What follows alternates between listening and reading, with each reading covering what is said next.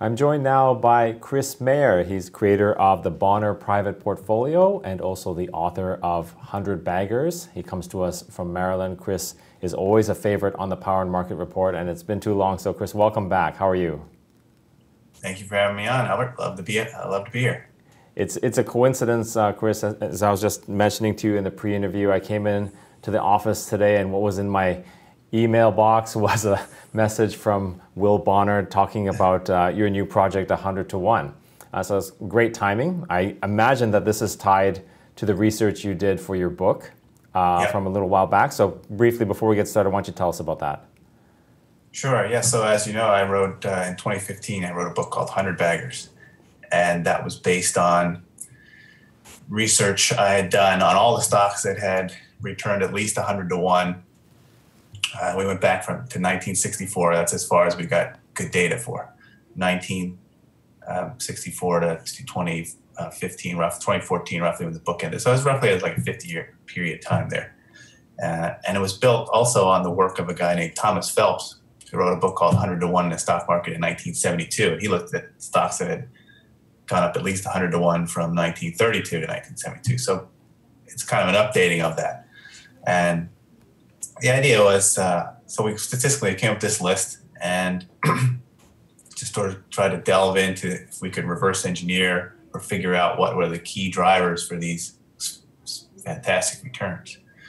And so there are many different things we learned in that, but I would say people always ask, like, what's the one big thing? And I always say, oh, the one big thing is what we call return on invested capital. So when a business takes in a profit of, let's say, you have a profit of $100, and if you can take that profit, reinvest it in the business, and then make $120, that's a 20% return. And so we want the businesses that seem to, and there's all kinds of ways that companies have returned 100 to 1, but the more reliable, predictable ones are those ones that had that very high return and were able to sustain it over decades, because then it just becomes a math problem. If you can do 20% a year for 25 years, that's 100 times. And so the 100 to 1 project is an effort to unearth these companies using all the resources that Bonner and Partners makes available to me. Excellent. And I imagine, well, some of the companies that fit the mold in the past, can you just list a couple of those? Yeah, I mean, some of them are ones you'd expect. So there's the Microsoft Intels, but a lot of them are companies you wouldn't expect, like Tractor Supply or Hormel, or there's a number of railroads that are interesting just because historically railroads owned land, and this land then became timber land and became apartments and hotels and logistics centers. And so they became great value creators over time. Berkshire Hathaway is the number one stock in the study. But I'm always interested in some of the ones that are not so well known. Monster Beverage was a 100 bagger inside of 10 years, actually. So that was one interesting thing from the study, is you might expected it to be like loaded with tech stocks or something like that. But it was really, it wasn't any particular industry necessarily. They came from all types of industries and all types of businesses. And I'd imagine, because just the nature of the criteria here, consistency is going to matter a lot. And maybe that's why you wouldn't see it dominated by tech stocks, because of the rapid change in the industry. You really have to do this over a while. And the key is to just plow back those earnings back into the company and grow a company that is giving you a good ROI, right? Or return on equity. Yeah, and some of these businesses, I mean, they performed very well and then they blew up. I mean, so Valiant was a 100 bagger. Right. And of course, Valiant Pharmaceuticals, we all know, it was, I don't know, fraud is too strong a word, but there were a lot of problems with it. It's lost 90% of its value since it peaked. So yeah, I mean, then that wasn't one that went on for very long. That was another one of the fast ones inside a decade. But in general, you're right. Most of these are ones that just marched steadily for a long period of time. I want to hit on two interesting companies. Let's start with Berkshire Hathaway, because there was a meeting, and then at the end I want to talk to you about Netflix, which is sort of similar to the company we talked about last time, which was Amazon. Berkshire had its annual meeting. They actually streamed it, so a lot of us who normally don't get to watch got to watch. What were your thoughts, particularly on the way Mr. Buffett started the meeting? I thought it was kind of a gratuitous hit on gold, and later they were kind of critical on cryptos as well. Yes. What were your thoughts on those particular comments? Well, I think, he opened it. I think his point was good. I mean, I don't know, just for people who maybe didn't know, he opened with a story about, how he bought these city preferred stocks when he was 11 years old. Well, first off, I'm very impressed that he was buying stocks when he was 11, not just stocks, but preferred stocks.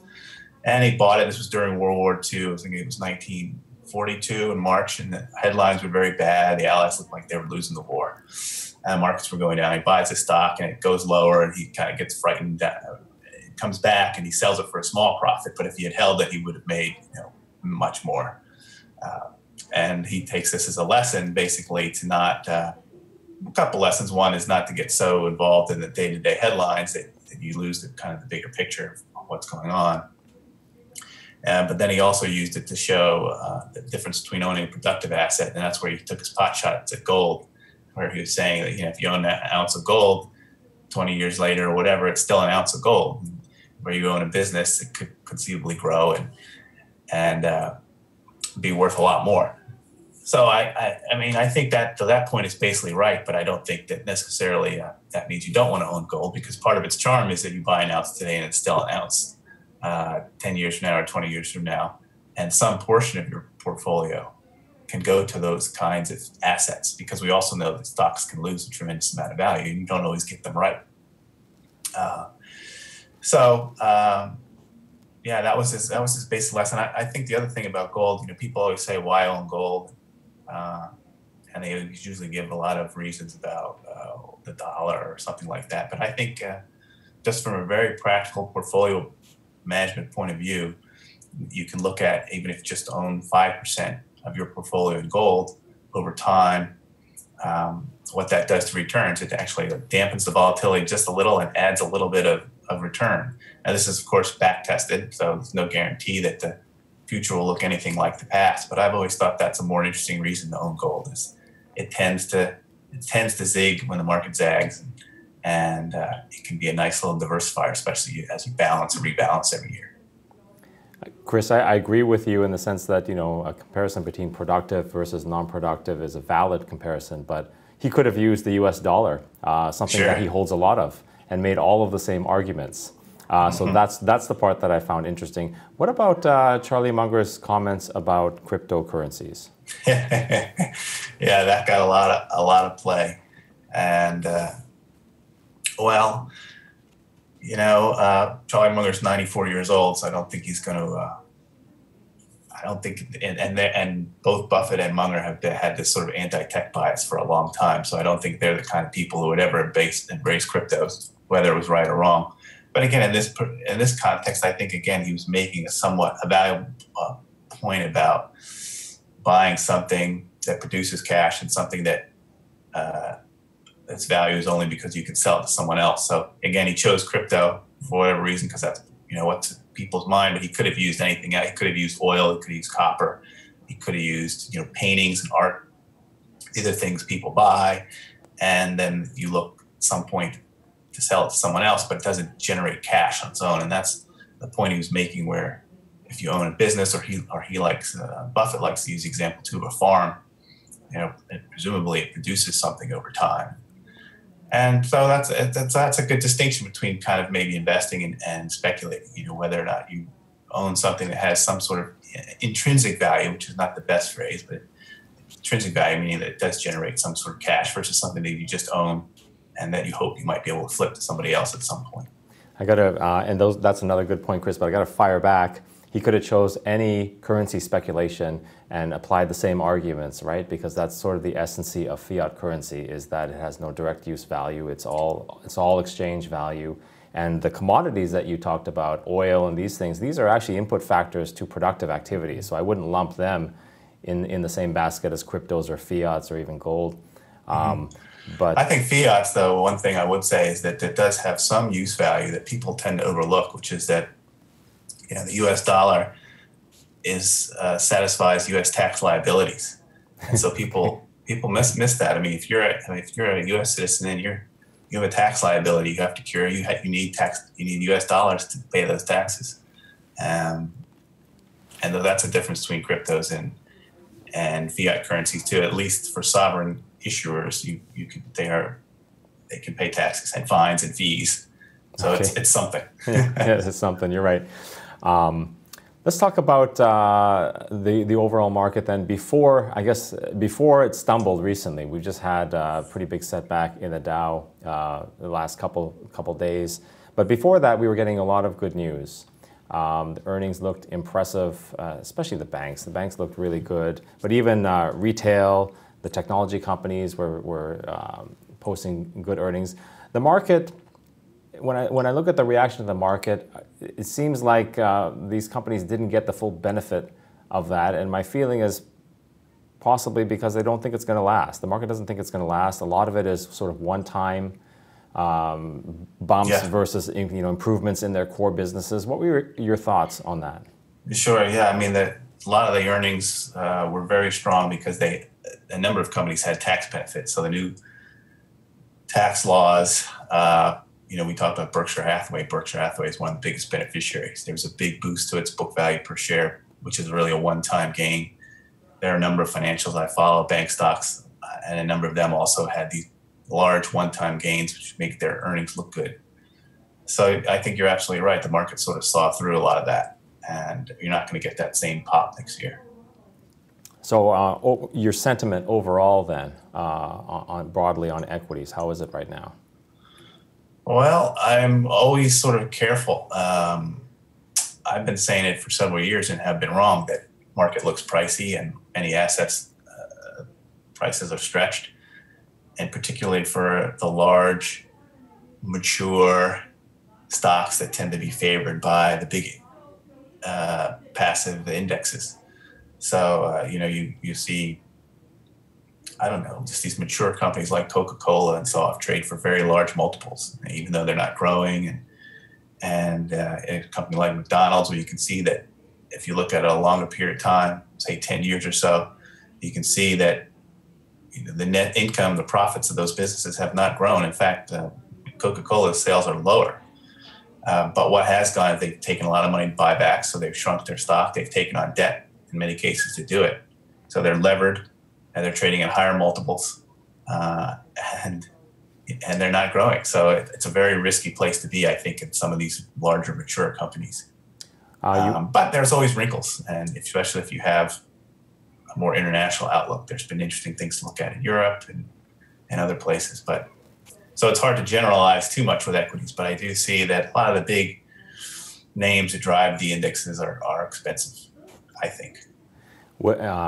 Yes, which takes me to my next question, is just the dominance of technology in this last bull run. If you look at, because it's market cap weighted, the S&P, so much of the increase in earnings, so much of the increase in that index has come from Fang stocks. Do you think the time has passed for them now in terms of them leading the S&P forward? Yeah, I mean, and also, if you look at the S&P 500, the gains have come from a handful of stocks, of course, the Fangs that people talk about. So, the valuations there are really stretched. And they put, to sustain these multiples, you need a rosy scenario for a long time. And it's just, it's not likely. We know that there are recessions. We know things happen. We know there are always surprises. And so that's what makes it very difficult. Okay, and then finally, I want to talk about one of those stocks, that's Netflix. Your general opinion, this stock surpassed Disney last week, at least briefly, in market cap, which is amazing. If you sort of look at this company in snapshots, at one point they're mailing out red envelopes with DVDs, then they're introducing streaming, then they're getting into actual production, original content, and the next thing you know, they're bigger than Disney. I mean, this is pretty amazing, don't you think? Incredible, and the valuation is amazing. I mean, I think Netflix today trades at something like 11 times sales, so not profits or earnings, but sales before they've paid anybody. But, I have learned, one of the things I've learned, and I learned this doing that 100-bagger research as well, is that sometimes with these companies, what makes them very attractive is the business model and platform that they have, and you have to have a little bit of imagination of what it could look like down the road. So Amazon is a classic example where Amazon was basically, people thought it was a bookseller. And I remember seeing all kinds of analyses way back in the tech day where people would say, you know, the market cap, even if they were 100% of the US book market, you couldn't justify the valuation. But nobody thought that, you know, someday down the road they would be selling way more than just books. They sell everything. And so I've been more attuned to looking for those kinds of models. And I think with Netflix, people are thinking that it's going to be a distribution platform for just content of all sorts. And you see this happen in certain other stocks. So I don't follow Netflix that carefully because it's so big and I feel like I've missed that story. But there are other stocks that I own where I think the story is somewhat similar. Like I'll give you one example. Interactive Brokers is a stock that I've had for a while. And that's one that's similar. They've developed this online platform and they're growing it like accounts like 20% plus a clip, 20% a year. And it carries a fairly rich valuation if you just think of it as a broker. But, they've added a debit card and they've added bill pay. And so suddenly, they're going to be maybe someday in the future a lot more than just a broker. They'll be selling a lot of different financial products through their platform. So then you can start to justify these valuations a little. And so I think that's what the market's doing with Netflix. I'm not enthusiastic about Netflix either because I just think there's so much competition in that space. So much, so many people nipping at their heels and trying to do something similar. But that model is attractive. And I'm looking for those kinds of things in other areas, especially with the 100-to-1 project. And we've noticed, anyone in the business has noticed Interactive Brokers and the success that they've had. And I think that's another example of a technology sort of reinventing an industry. And so if you think of like fintech, crypto, like blockchain, we're now reinventing finance on top of this new technology. It's sort of changing the game. With Netflix, I think it's the same thing. It's online streaming distribution, but it's not just that because they're getting into content. They're rebuilding that whole entertainment industry around this technology, and they're on the ground floor. So I agree with you. It's hard to put a number on where it should be, but it's not just, hey, we've come up with a new distribution system. We're rebuilding that whole business, the whole industry around this technology platform that we've developed, and that's probably where the excitement comes from. What do you think about sort of the earnings poor but growth rich kind of model where because isn't that what you're supposed to do? If you have a company you're supposed to just plow back everything back into it. Mm-hmm. And you see that a lot, right? There's a lot of these kinds of businesses around. I don't know. It's about all these tech things, TripAdvisor, Spotify is something similar, right? They're not producing any earnings per se. Everything's being plowed in back into the business. So that seems to be the formula for tech. You spend, and you grow, and then you hope the profits come down the road at some point. For my style, that's too difficult for me to do that, and I don't get involved in those until it's they're actually making some money and it's clearer about where the returns are going to be. That's just, it's kind of like where you want to be on the risk spectrum, and I'm just kind of on this lower end. So I don't get involved with it, but it's been very difficult because, as you mentioned, when you were talking, I was thinking, there's been so many different industries that have been disrupted, particularly retail. It's just been completely devastated. It's been difficult to invest in anything retail because the first thing you think of is, Amazon risk.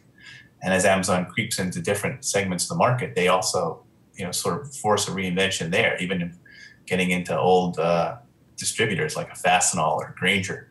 They're going to start going in and distributing industrial parts. Well, now all these businesses that had these profit margins are under threat.